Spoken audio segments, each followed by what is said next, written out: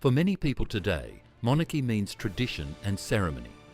It is a symbol of continuity, not a source of power. A crown, a family, a national story. Yet in earlier centuries, a ruler's authority reached far beyond symbolic acts. A single decision could change the fate of nations. A royal decree could raise armies, impose faith, or decide who lived and who died. This documentary traces the evolution of royal authority through 7 levels of power. We begin with the modern constitutional monarch who reigns without ruling, and rise through the ages to those who claimed absolute command over both the world and the heavens. Each stage reveals how kings and queens gained legitimacy, how they sustained it, and how it was eventually challenged or destroyed. Throughout history, the meaning of kingship has never been fixed. Feudal monarchs depended on loyalty from noble families. Absolutist rulers claimed divine right and centralized control. Imperial sovereigns built global realms that reshaped entire continents. Long before them, ancient kings drew power from sacred myths, presenting themselves as chosen by heaven or born from the gods themselves. Royal power has always mirrored the society that created it. By exploring these 7 levels, we discover how humanity once imagined authority, obedience, and divine purpose. And perhaps we understand why the image of the crown still captures the imagination, even in an age when its real power has almost disappeared. Level 1.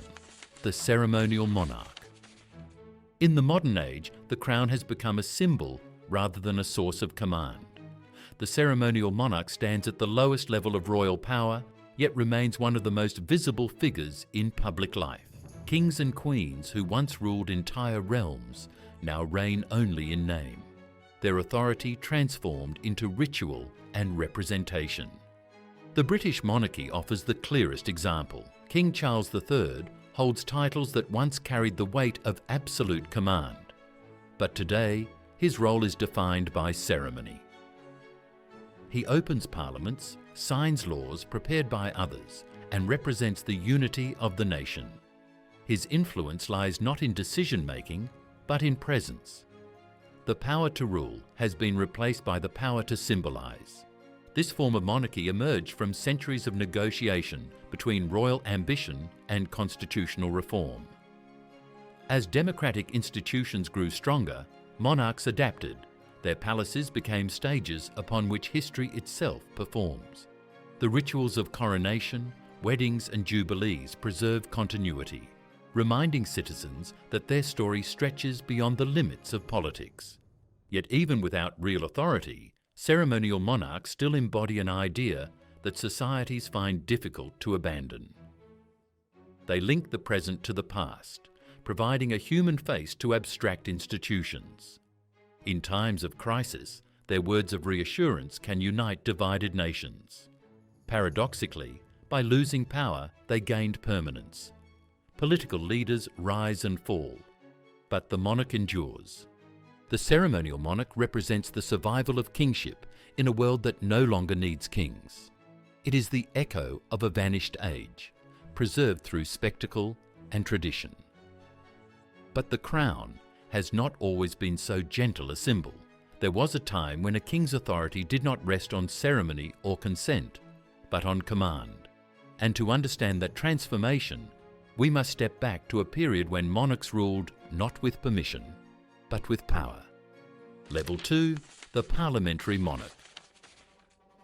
The second level of royal power belongs to the monarchs who reign beside a parliament. Their crowns still shine, but every act of authority depends upon the will of elected representatives.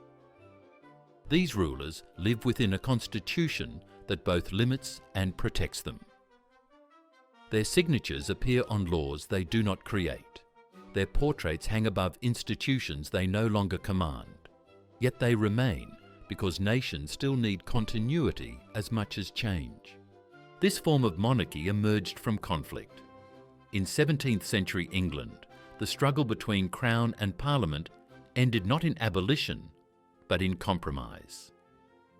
Kings who once believed in divine right were forced to accept the supremacy of law. The Glorious Revolution of 1688 defined a new kind of sovereignty, one shared between monarch and people. From this model, constitutional monarchies spread across Europe, blending ancient legitimacy with modern governance. In Sweden, King Carl, the 16th Gustav, serves under one of the world's most democratic constitutions. In Spain, King Felipe VI acts as a guardian of national unity after decades of division. In both, the monarch stands above politics, yet his image sustains it. He provides stability when governments fall, and a symbol of reconciliation when society fractures. The parliamentary monarch does not command armies or dictate policy, but he occupies a space that no politician can. His authority is ceremonial, but his presence carries weight. When a country crowns such a figure, it acknowledges the value of continuity amid debate, of permanence amid election cycles. Through these monarchs, kingship adapted to survive the age of democracy. The sword was replaced by the signature and the throne by the constitutional bench.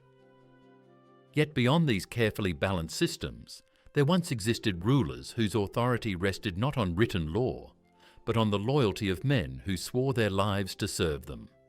To understand that world, we must descend into the age of feudal power. Level 3. The Feudal King. Before parliaments and written constitutions, royal authority was personal. A king's power existed only as long as others accepted it. In the feudal world, loyalty replaced law, and the realm was not a single state, but a network of obligations. Every noble, every knight, and every landholder owed allegiance to someone above him. At the centre of this structure stood the king, a man both elevated and restrained. The medieval monarch was neither absolute nor symbolic. His authority depended on mutual dependence. He granted land to his vassals, who swore to defend him in war and to uphold his justice in peace. Yet those same vassals could become rivals if trust was broken. Power was measured in the number of swords that would answer a royal call. It was a fragile equilibrium maintained by reputation, diplomacy, and the constant renewal of loyalty. In 12th century England, Norman and Angevin kings faced rebellion whenever their barons felt betrayed. In France, the early Capetians ruled little more than their ancestral lands, relying on ceremony and faith to sustain their position. Even the Holy Roman emperors, crowned by the Church, depended on dukes and bishops whose allegiance could vanish overnight. The feudal system bound society together, yet kept it divided. Authority radiated outward like a chain, and at every link it could be broken. A king might wear a crown, but a great lord could possess more soldiers, wealth, or land. To govern such a world required not only strength, but patience and negotiation. The most effective rulers acted as mediators, balancing ambition with restraint. This order endured because it reflected the realities of its age. Land was wealth, and loyalty was the currency that preserved it. The Church sanctified this hierarchy, teaching that earthly order mirrored divine design. To rebel against one's Lord was to disturb the balance of creation itself. Over time, the feudal fabric began to weaken. Trade expanded, cities grew, and money replaced land as the foundation of power. Kings found new ways to command, building courts, administrations, and armies that answered only to them. From this transformation emerged a new vision of monarchy in which authority was no longer shared, but concentrated in one hand. The age of the absolute monarch was about to begin. Level 4. The Absolute Monarch. From the fragile order of feudal loyalties arose a new kind of ruler. Kings no longer wished to depend on the promises of their nobles. They sought to gather all authority into their own hands and to build a state that would serve only the crown. The monarch became the centre of power, the living embodiment of the nation, and the final source of law. During the 17th century, this transformation reshaped Europe. Monarchs created permanent armies, established centralized administrations, and collected taxes directly through the state. Decisions that had once required negotiation could now be enforced by decree. The ruler no longer stood among his peers, but above them, claiming the right to govern by reason of birth and divine sanction. Louis XIV of France remains the most vivid example. His palace at Versailles became a stage on which every detail of daily life affirmed his supremacy. Nobles who once challenged the throne now competed for the honour of serving at his table. Every ritual, from the morning audience to the royal supper, proclaimed that power flowed outward from the king. His words carried the weight of law, and his presence defined the boundaries of authority. Elsewhere, rulers such as Frederick the Great of Prussia and Peter the Great of Russia built states in their own image. They reformed administrations, trained disciplined armies, and replaced feudal obligation with professional service. Art, architecture, and ceremony served the same purpose: to express unity under a single will. The palace replaced the fortress, and the bureaucrat replaced the vassal. Absolute monarchy produced efficiency, but also fragility. The same system that allowed swift decisions also magnified the errors of a single mind.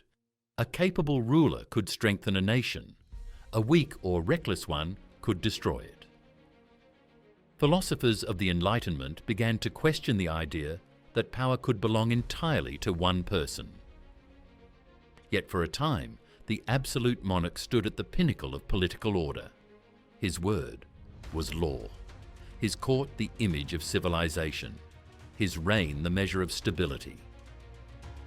This was monarchy perfected in form and in discipline, but even this vision of authority would soon be surpassed. Beyond the borders of Europe, a grander ambition awaited, the dream of empire, where one crown ruled many worlds. Level 5. The Imperial Ruler. When monarchs had secured control within their own borders, many began to imagine a greater destiny. The idea of kingship expanded beyond nations and reached across oceans. A crown once meant command over a single realm, but in the age of empire it came to represent dominion over many. The ruler was no longer only a sovereign, he became the symbol of a world order. During the 18th and 19th centuries, European monarchies extended their reach to distant continents. Exploration opened the routes, trade sustained them, and conquest bound them together. Empires rose upon the belief that civilization itself could be carried outward like a gift. Behind this belief stood the royal image, polished and exalted, giving divine shape to human ambition. The British Empire under Queen Victoria became the clearest expression of this idea. Her reign coincided with the height of industrial and colonial expansion. Her likeness appeared on coins, stamps, and documents across Asia, Africa, and the Pacific. In lands she would never see, her name was spoken in courtrooms and schools. The sun seemed never to set upon her empire, and her crown came to represent not only Britain, but the illusion of order across a vast and divided world. This vision of empire depended upon administration as much as upon faith. Armies, merchants, and officials carried royal authority into territories far from the throne. The empire presented itself as moral and benevolent, yet beneath its ideals lay exploitation and control. The wealth that sustained the monarchy flowed from the labour of subjects who had no voice in its creation. Other dynasties followed the same path. The Habsburg emperors ruled over a mosaic of languages and faiths held together by imperial bureaucracy. The Russian Tsars extended their domain deep into Asia, presenting conquest as destiny. Each believed that empire proved the timeless nature of monarchy, that a ruler who commanded many peoples ruled closer to the divine. No figure embodied this transformation more completely than Napoleon Bonaparte. He rose from revolution to proclaim himself emperor, claiming legitimacy through victory rather than birth. His reign blended the discipline of modern government with the ceremony of ancient monarchy. He crowned himself in the presence of the Pope, declaring that no higher power could grant him what he already possessed. His empire stretched across Europe, but his example reached far beyond it. The imperial monarch appeared as the final stage of worldly authority. He united the grandeur of the past with the machinery of the modern age. Yet the very vastness of empire made it fragile. Rebellion spread with communication, and independence followed trade. The same ships that carried wealth carried revolution. By the early 20th century, the empires began to fragment, and the royal image that had once united millions now presided over dissolution. Still, the idea of sacred rule endured. In older civilizations far from Europe, monarchs continued to claim a different kind of authority. Their crowns were not earned by conquest or inheritance, but by a divine calling. They ruled as instruments of heaven itself, and their kingdoms reflected the order of the cosmos. Level 6. The divinely chosen ruler. Long before the rise of democracy or empire, some rulers claimed their power from a higher realm. Their legitimacy did not rest upon armies, inheritance, or conquest. It came from heaven itself. These monarchs did not rule as servants of the divine, but as its chosen instruments. Their crowns symbolized cosmic order, and their rule was understood as a reflection of the universe. The Byzantine emperors embodied this belief more clearly than any other rulers of their time. In Constantinople, the emperor was not only the head of state, but also the guardian of faith. His coronation in the great cathedral of Hagia Sophia was both a political and a sacred event. The act joined heaven and earth in a single ceremony. The emperor's duty was to preserve harmony between the human and the divine, to defend the Christian world as the earthly image of heavenly rule. Victory confirmed divine favor, while defeat suggested spiritual failure. In this way, politics and theology were inseparable. Across the world in Japan, the Tenno fulfilled a similar role. The Japanese emperor was believed to descend from the sun goddess Amaterasu, the radiant source of life. His authority did not depend on approval from priests or nobles because his lineage itself was sacred. Even during centuries when military rulers held practical control, the emperor remained the spiritual heart of the nation. His presence alone sustained the link between people, nature, and the divine. To challenge him was to challenge the balance of the cosmos. The concept of divine choice created rulers who stood apart from ordinary humanity. They were both kings and symbols of eternal order. Every gesture, every ritual, and every word carried spiritual meaning. Their courts functioned as sanctuaries as much as seats of power. The emperor's robes, the ceremonies of blessing, and the architecture of their palaces all proclaimed a world governed by divine law. Such rulers believed that their mission was not to rule through human law, but to manifest the will of the gods. Their victories were interpreted as signs of divine approval, while natural disasters or defeats were seen as warnings from heaven. The success of a reign was therefore a matter of faith as well as policy. The divinely chosen ruler stood above the authority of the church or the council. He required no earthly mediator, for his power was self-justified by sacred destiny. Yet this form of rule carried a paradox. To claim the favor of the divine was to assume a burden that could never be fully proven. When famine struck or war was lost, faith itself could turn against the throne. Still, the idea of sacred kingship endured across centuries. It gave purpose to power and meaning to obedience. But even this exalted level of authority was not the final stage. Beyond the chosen ruler stood another figure who no longer claimed to speak for the gods, for he was believed to be one of them. In this final vision of kingship, the ruler was not divine by right, but divine by nature. Level 7. The God King. At the highest point of royal power, the ruler no longer claimed to act for the gods or to receive their blessing. He was believed to be a god himself. In this vision, kingship ceased to be political and became sacred. The body of the ruler was holy, his words were divine truth, and his death marked a transformation rather than an end. The throne was not a seat of government, but an altar upon which the divine and the human became one. In ancient Egypt, the pharaoh stood at the center of creation. He was the living Horus, son of the sun god Ra, the link between heaven and earth. Each morning's sunrise confirmed his life, and each year's flood of the Nile demonstrated his favor with the divine. The temples raised in his honor were not built for memory, but for eternity. Every offering, every hymn, and every carved image served to maintain cosmic balance.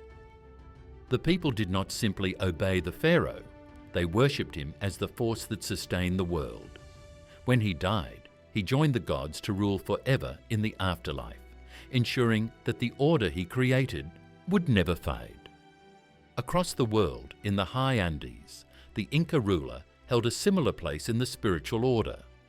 The Sapa Inca, the unique lord, was believed to descend from the sun. His golden throne and radiant garments symbolized the light that gave life to his people. Few could look directly at him, and even his footsteps were sacred. Rituals surrounded his every movement, from the first rays of dawn to the evening ceremonies that celebrated his union with the heavens. In him, the natural and the divine were bound together. The God-King's authority did not depend upon armies or written laws. His command was unquestionable because it was woven into the structure of existence itself. To defy him was to disturb the harmony of the universe. Temples replaced palaces, and priests replaced ministers. The rituals of the court became acts of worship. The stability of the realm relied not on obedience, but on belief. The ruler was both protector and creator, a living image of divine perfection.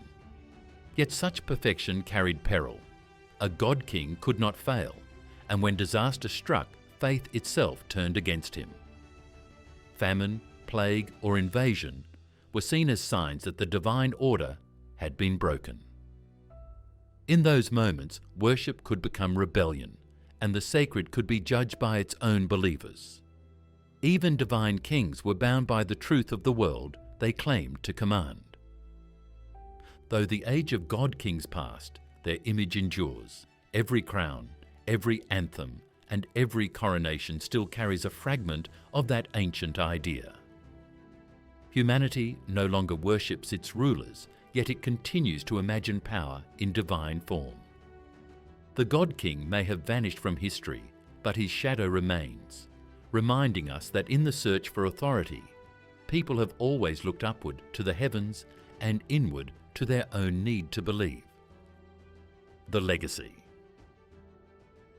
Across more than 2,000 years of history, royal power has taken many forms.